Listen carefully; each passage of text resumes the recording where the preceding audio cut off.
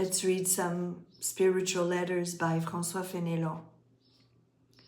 The will of God, our only treasure.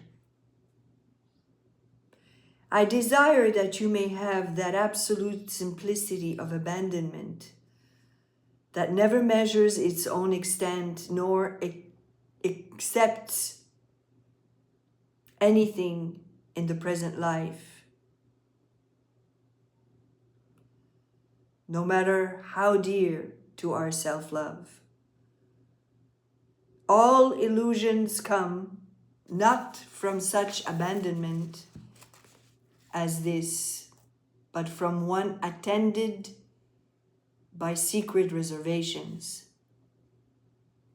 Be as lowly and simple in the midst of the most exacting society as in your own closet.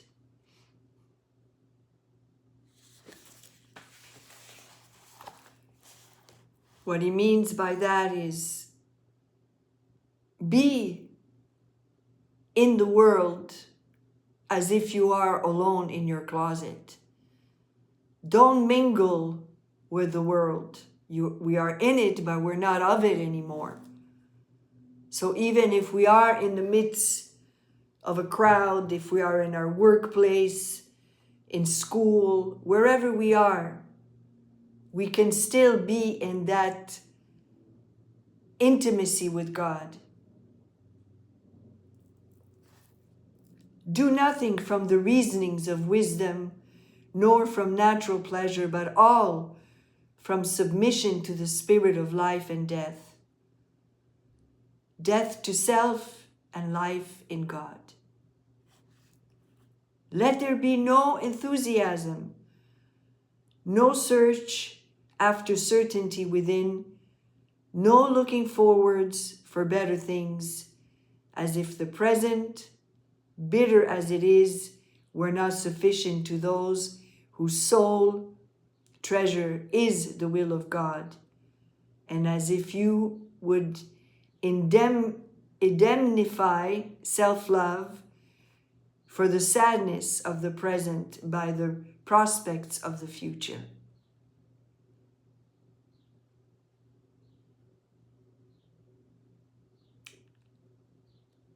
What we need to treasure most is the will of God. What does God will in my life? That should be our only objective, our only goal, to please Him continuously. The rest doesn't matter. We deserve to meet with disappointment when we seek such vain consolation, you see? When we go after worldly satisfactions, we deserve to be disappointed because we're off track.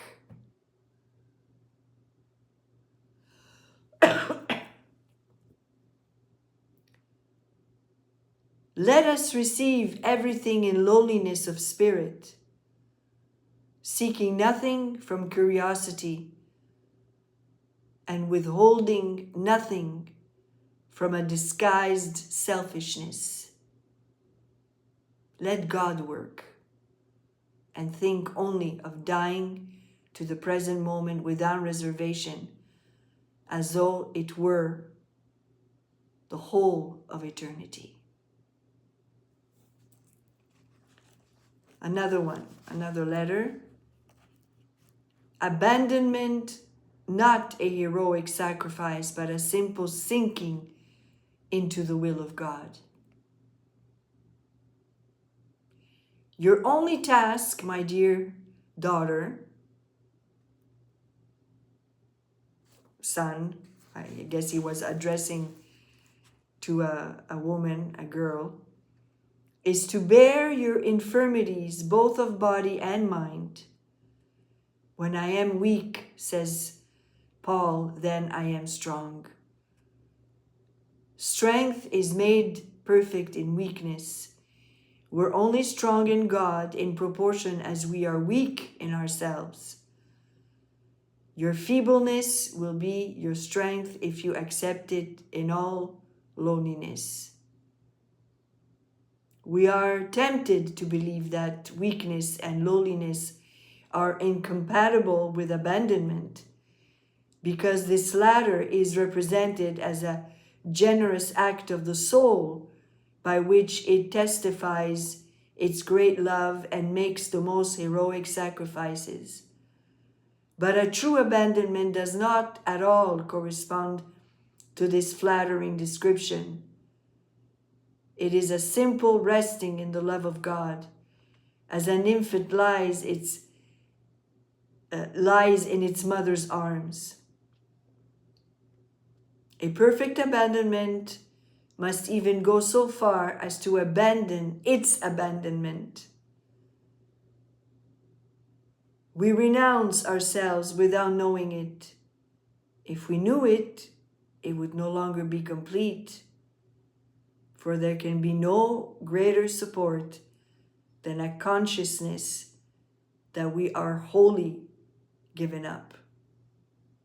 Abandonment consists not in doing great things for self to take delight in, but simply in suffering our weakness and infirmity, in letting everything alone.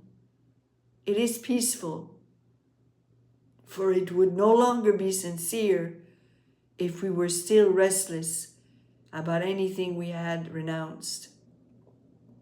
It is thus that abandonment is the source of true peace. If we have not peace, it is because our abandonment is exceedingly imperfect. You have your answer here. If we don't have peace, it's because we're still resisting to surrender completely to God.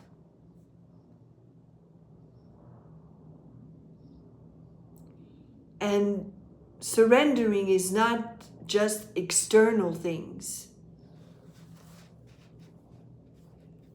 It's within. When we want to have our way, for example, things don't go the way we want them to go, and we try to fix them, we try to control, we won't have peace. We're gonna strive and get into arguments maybe.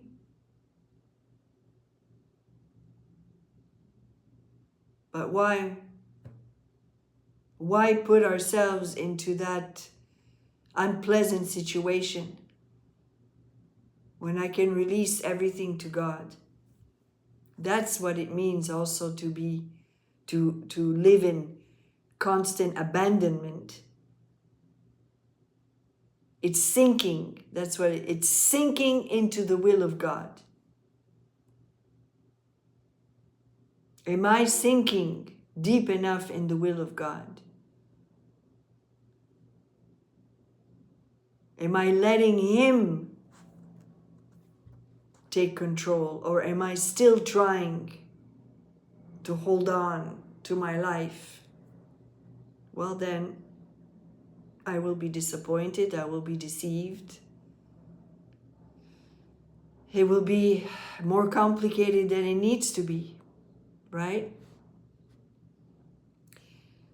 Daily dying takes the place of final death. Daily dying.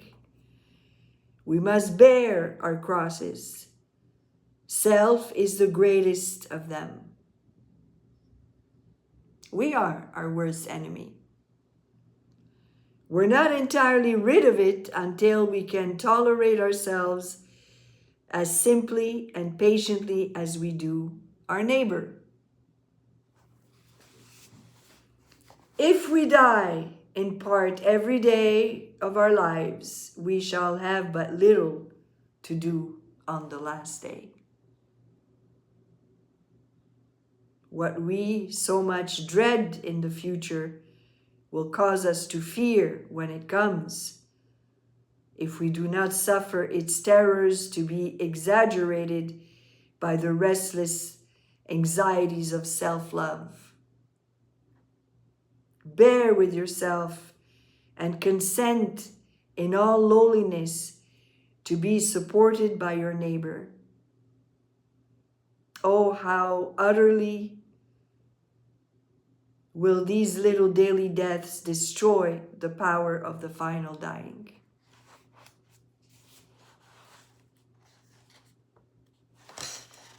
One last one. Suffering belongs to the living, not the dead.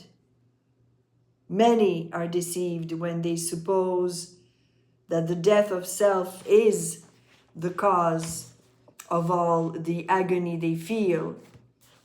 But their suffering is only caused by the remains of life. Pain is seated in the living, not the dead parts. The more suddenly and completely we expire, the less pain we will experience.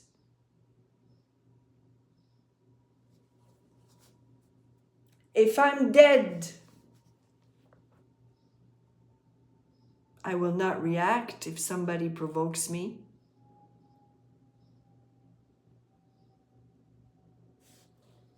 Therefore, I won't suffer.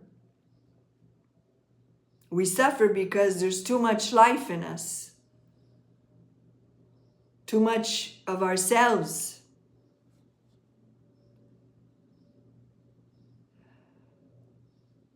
Death is only painful to him who resists it. The imagination exaggerates its terrors. The spirit argues endlessly to show the property of the life of self. Self-love fights against death like a sick man in the last struggle. But we must die inwardly as well as outwardly. The sentence of death has gone forth against the spirit as well as against the body.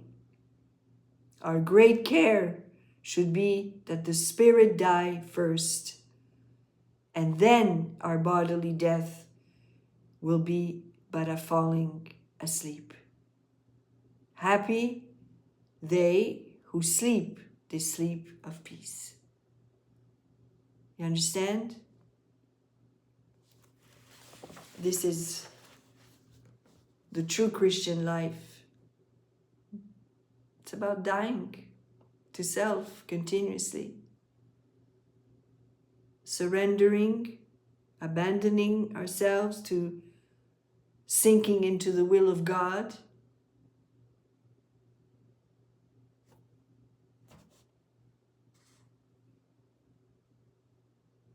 And accepting the suffering.